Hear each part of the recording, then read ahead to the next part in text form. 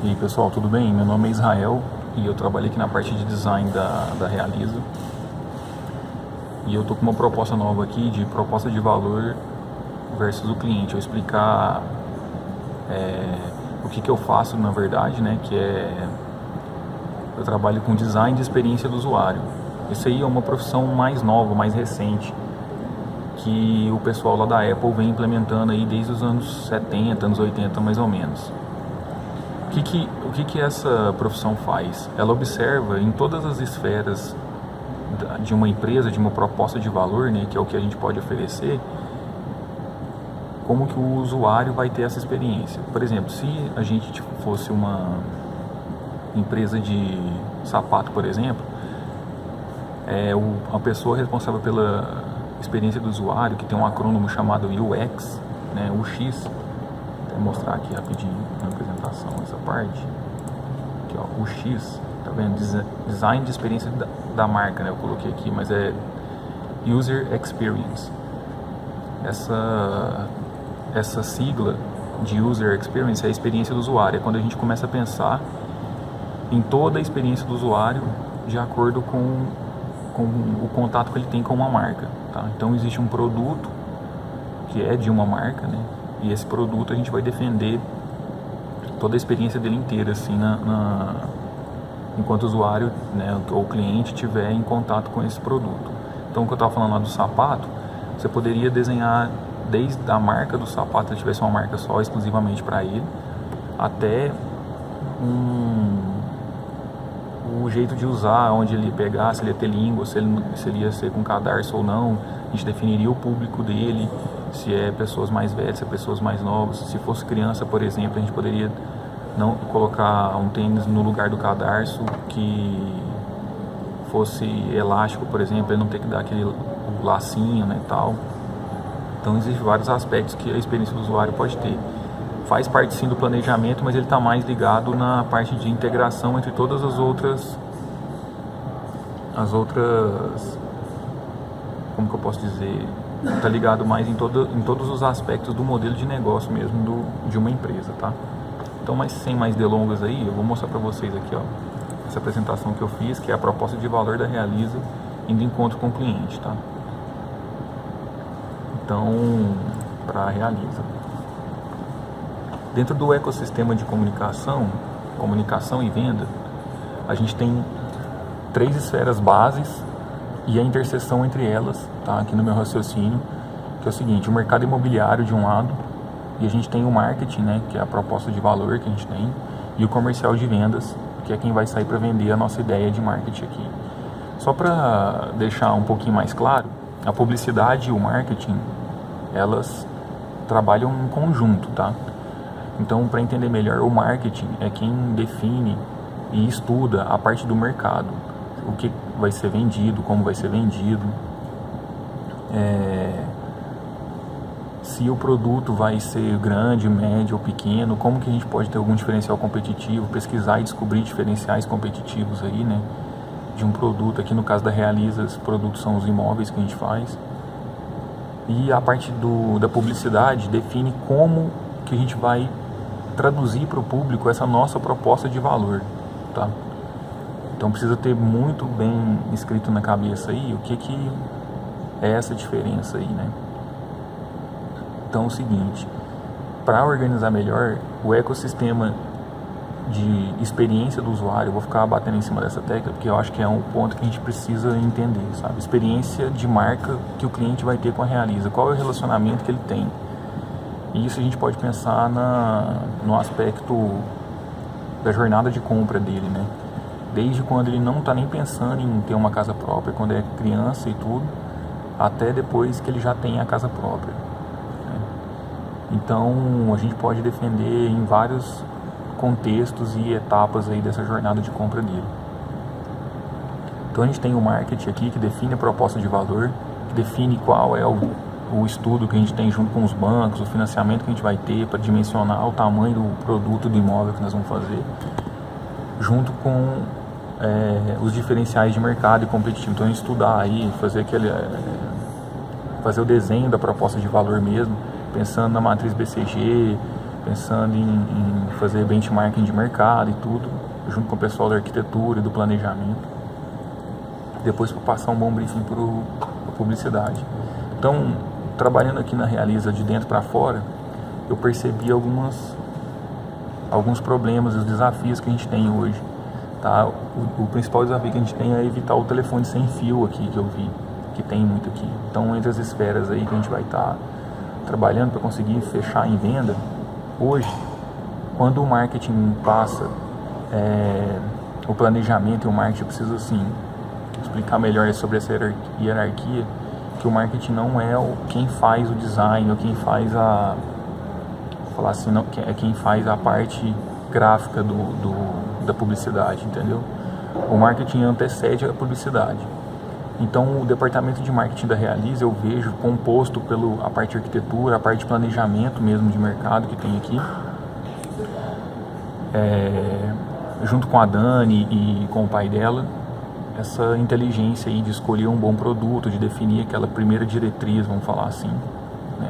Então eu imagino que esse pacote de informações vem ali do pessoal do marketing, do planejamento, da arquitetura, tá?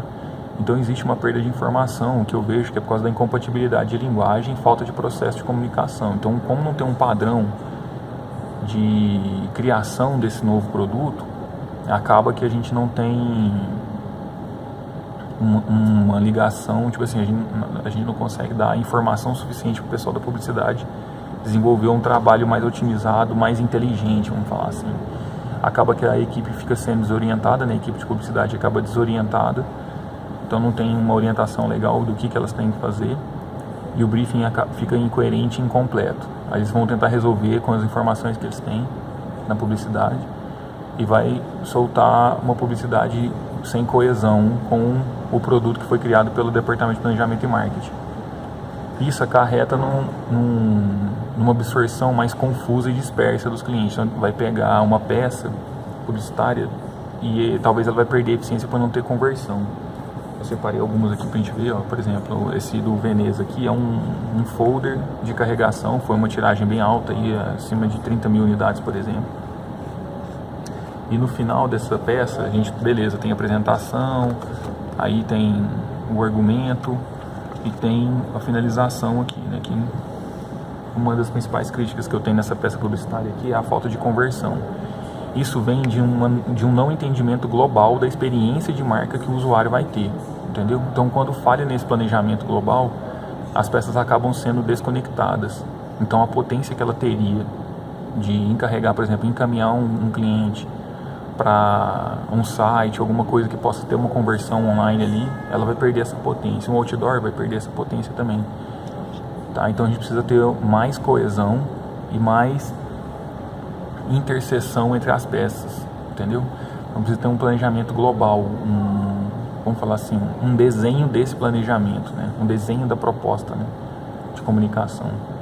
E aí quando a gente pega essa absorção confusa, às vezes a gente vai usar uma peça para atingir um público numa etapa de compra diferente. Às vezes ele não está pronto para comprar ainda. A gente está mostrando para ele que existe a possibilidade dele ter uma casa, mas ele não tem o dinheiro hoje. Talvez ele vai ter em alguns meses. E aí a gente chama essa pessoa que pode comprar de lead. Nós vamos receber esse lead com qualificação duvidosa, tá? Que é essa parte aqui, ó. Então as origens, elas estão, vamos falar assim, ela não está coerente com a proposta de valor. Então nós vamos receber um lead com qualificação duvidosa. Às vezes ele não está no time certo ali, ainda precisava ser nutrido com informações melhores sobre a marca. E o que acontece? A gente vai acabar perdendo tempo e tentando motivar esse lead de maneira errada, tá? Na parte comercial, existe uma falta de qualificação. Não que não sejam bons corretores, não é isso. Toda a equipe da Realiza, eu percebi até hoje, é que tem uma qualificação muito alta. A falta de qualificação nos produtos Realiza. Eu vi que tem uma iniciativa de uma universidade Realiza ou faculdade Realiza, alguma coisa assim. Está indo no caminho certo, só que ela precisa ter coesão com a parte de proposta de valor inteirinha, entendeu? Então aqui, ó, eu comento aqui que o time de vendas, com pouca informação sobre o produto, não entende a base de leads disponíveis, desconsiderando as possibilidades e não esquentando o lead. O que eu quero dizer? Às vezes a gente tem um monte de lead, o comercial não aposta, não acredita pela qualificação duvidosa, e ele vai deixar de usar e vai voltar a usar os métodos tradicionais, descartando tudo que a gente investiu até agora, né? Até naquele momento que ele poderia ir lá captar o lead. Às vezes o corretor nem precisa ficar batendo perna para conseguir vender, é só ele ir lá e receber de um lead qualificado através da Realiza e detendo esse nosso conhecimento, né? Então aí qual que é o objetivo para a gente poder atingir melhor resultado nesse nosso trabalho aí de comunicação e venda, tá? A gente tem que conseguir transferir a proposta de valor de uma maneira mais harmônica e holística e integrada. Como assim? O outdoor, o panfleto, o site, o hot site e as landing pages, o pipeline de funil, a automação de marketing, toda essa parafernália, elas têm que estar conversando de uma maneira mais harmônica com a proposta de valor que a gente fez para cada empreendimento, tá? É simples o raciocínio que mostra que a experiência do usuário com uma marca não está ligada à marca especificamente, está ligado mais a um produto, tá? Então, por exemplo, quando a gente pensa em Coca-Cola, o começo da conversa você vai pensar mais em ter bebido a Coca ou o sabor que tem associado. Então, o produto acaba sendo um ponto de contato de uma marca com o mercado, tá? Com o cliente ou com o usuário. Quando a gente pensa na Nike, por exemplo, que é uma grande marca, a experiência que vem na cabeça é quando você usou o tênis ou quando você achou ele bonito, entendeu? Quando você achou ele descolado, alguma coisa assim. Então existem vários geradores de ganhos aí. Eu vou falar um pouquinho mais sobre isso aqui agora, mostrando 2 gráficos, tá?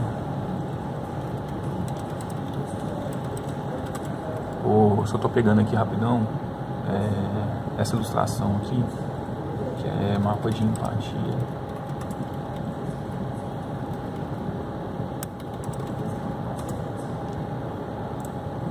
Bem rápido aqui.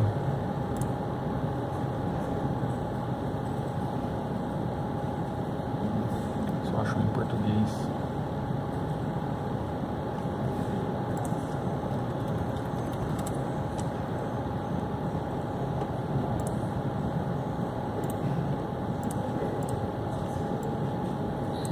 Esse aqui é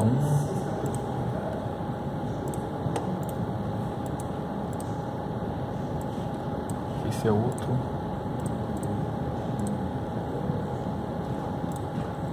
E esse aqui é outro. O primeiro que a gente deve ver aqui é esse aqui, ó. O que acontece? Antes de...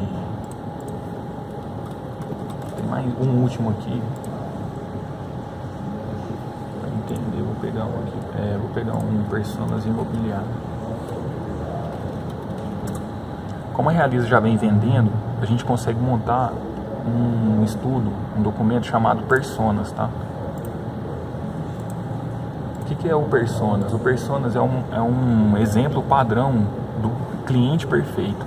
O que acontece muito aqui no Brasil é que os empresários eles costumam ir para o mercado já com a ideia formatada. Só que a maneira mais inteligente de você ganhar dinheiro é entender o que o seu público tem. Então você observa o público primeiro, vê as deficiências que ele tem, e aí você vai lá e atinge as deficiências diretamente e não tentar defender as suas ideias e impor as suas ideias. É mais barato você já fazer o que as pessoas têm necessidade que você faça, entendeu? Tarefas que elas não consigam realizar. Então, por exemplo, é interessante a gente estudar primeiro qual é o cliente que comprou aqui já nos nossos produtos para poder atingir melhor ele. E a gente faz isso usando um mapa de empatia e definindo personas, tá? Quem que é... Eu achei um aqui da PIB10. Eu vou mostrar aqui, ó. A gente pode definir o personas, tá?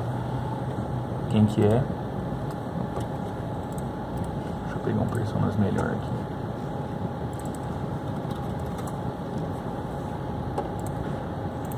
Então a gente definir algumas perguntas base, alguma coisa, definir como se fosse um personagem mesmo de um comprador inteligente, né? De um comprador de imóvel nosso, tá?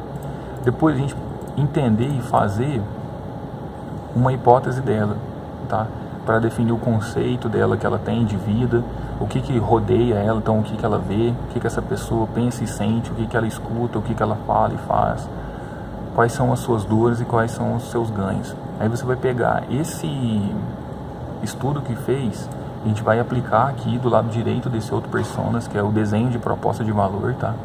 E nós vamos gerar ganhos para essa pessoa. Então, por exemplo, ela espera se sentir melhor, se sentir mais segura ou poder personalizar uma casa que é dela. Quem tem aluguel não consegue fazer isso.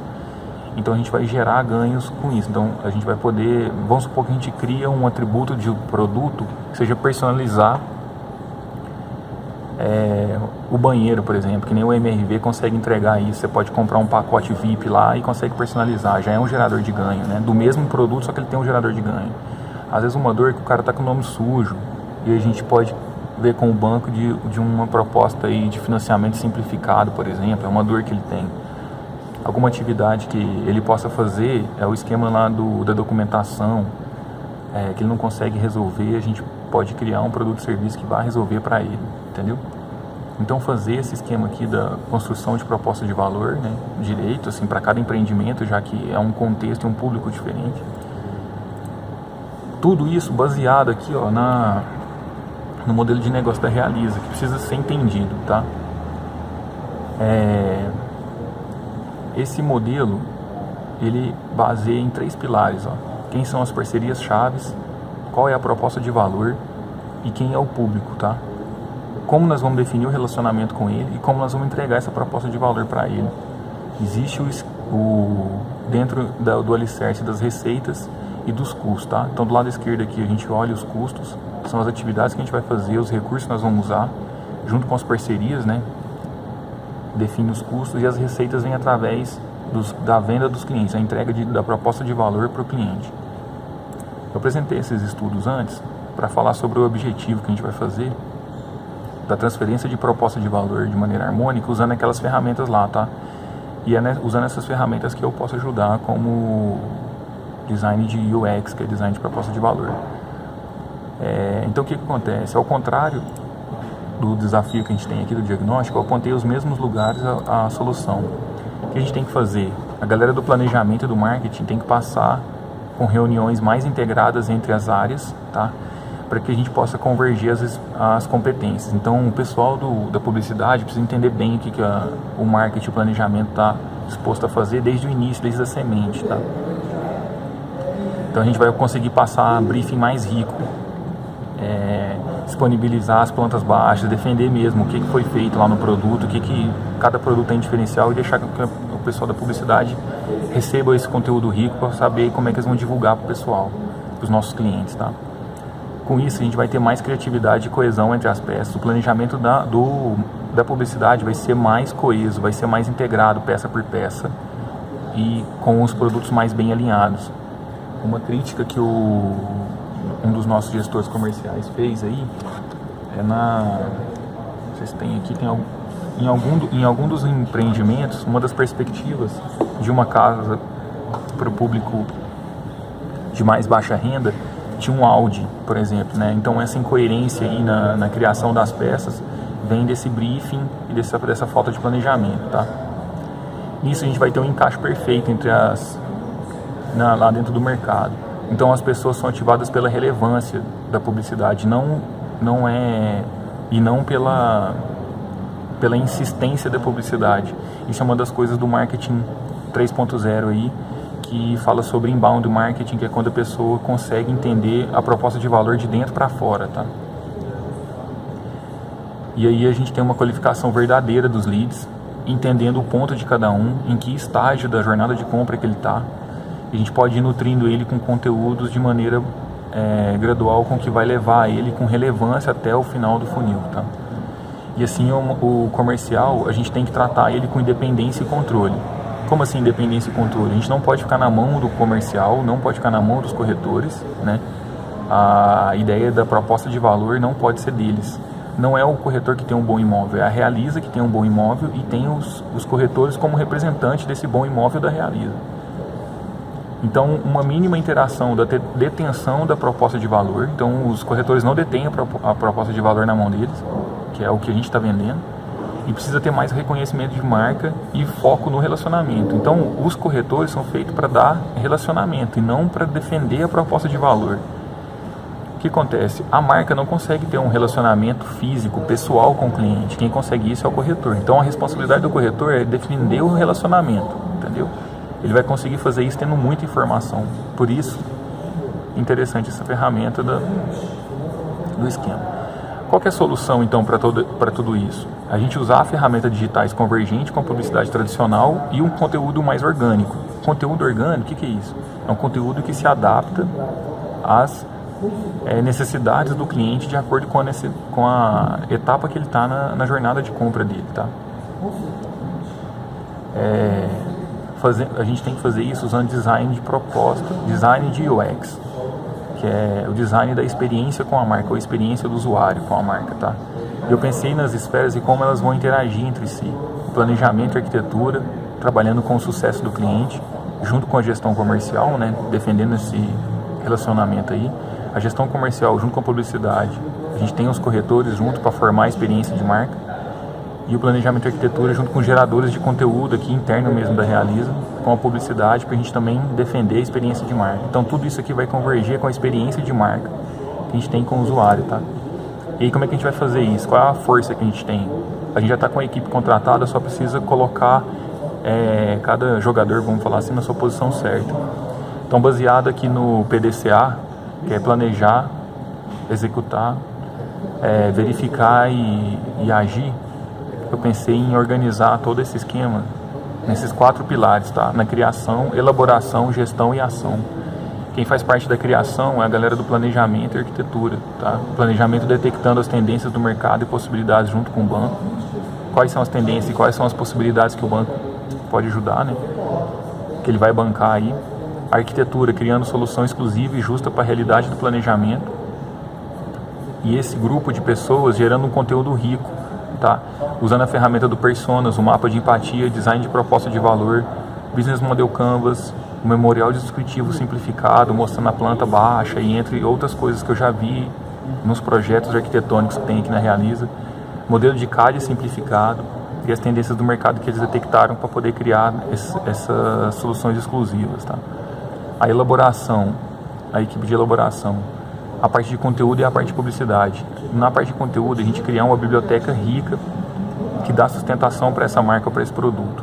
Na parte de publicidade, a gente criar e elaborar peças de publicidade e fazer gestão das mídias sociais e das mídias de Ad Network, que é o Google AdWords, o Facebook AdWords e o Instagram também, fora outras ferramentas, né? Eu falei as principais.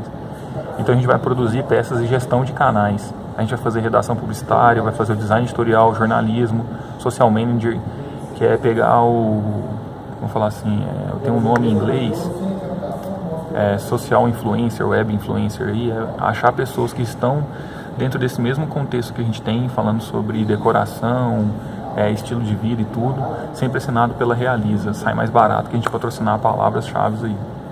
Então a gente trabalhar com web design internamente aqui, trabalhar com design 3D, porque o produto nosso, a prototipação desse produto, ela é feita através das perspectivas 3D, tá?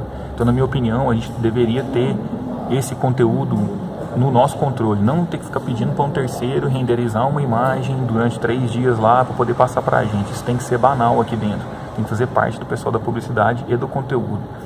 Perspectiva 3D é um conteúdo, tá? O motion design, fazer vídeos internamente aqui também, a gente ter isso daí. O que eu tô falando, eu vou falar depois sobre contratações, mas na verdade 2 designers de interface conseguem absorver essa demanda, vamos falar assim. Nós já temos bons redatores aqui. E trabalhar com materiais impressos, mídias tradicionais, TV, rádio, etc., que já está funcionando, Google AdWords, Facebook Ads, blog e HubSpot como ferramenta, tá? Depois eu vou explicar mais sobre isso, para fazer automação de marketing, definir fluxo de nutrição personalizado, tá? A gestão, o pessoal da gestão comercial aí vai fazer acompanhamento de métricas e indicadores e vai passar feedback para os criadores. Então, como estiver agindo lá no mercado, a gente vai passar para a criação e para a elaboração de maneira sistemática, tá?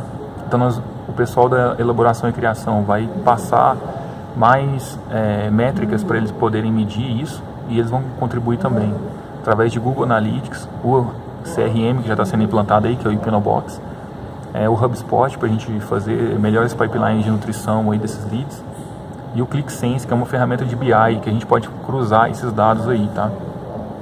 E sempre fazer reuniões periódicas de qualidade, tentar manter essa qualidade o mais alto nível possível. Na parte da ação, de quem vai agir mesmo, são os corretores e a equipe de sucesso do cliente. Os corretores às vezes já estão mais acostumados com ele, que é a gestão do relacionamento, supervisão e qualificação do lead. Então ele vai gerir esse relacionamento. As ferramentas que a gente tem para eles é uma intranet classificada e bem organizada sobre cada um dos empreendimentos, produtos que a gente tem, com vídeos e material rico, PDF. Esse modelo a gente pode inspirar em como as franquias passam para os franqueados o material de comunicação e como eles devem vender aquele determinado produto, tá?